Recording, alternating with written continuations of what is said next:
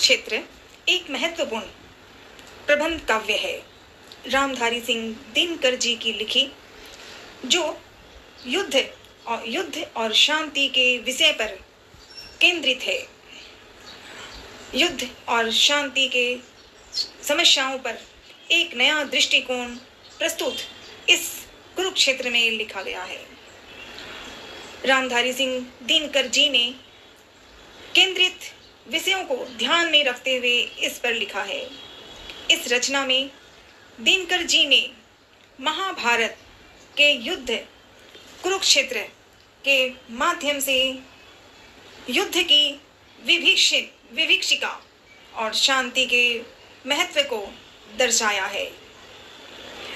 कुरुक्षेत्र पर संक्षेप में सारांश से समझने के दिनकर जी ने जो लिखा है वो दिल की गहराई को हिला देते हैं, क्योंकि जहाँ रामायण में हुई वहाँ महाभारत हुआ था और दोनों में रामायण में राम जी की गाथाएं हैं, जहाँ कष्ट भी था, जहाँ रावण जैसे बुरे रावण का भी वहाँ पे नाम है, और महाभारत में कुरुक्षेत्र है जो कौरव और पांडव के बीच की कुरुक्षेत्र की वर्णन के बारे में। कुरुक्षेत्र में दिनकर जी ने युद्ध के कारणों, परिणामों और उससे होने वाले विनाश पर विचार किया है। कवि का मानना है कि न्यायोचित अधिकारों की प्राप्ति के लिए युद्ध करना पाप नहीं है।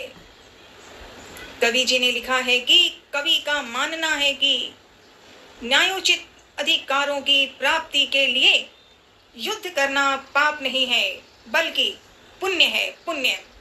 हालांकि वे युद्ध के भयानक परिणामों से भी अवगत कराते हैं और शांति के महत्व पर जोर देते हैं।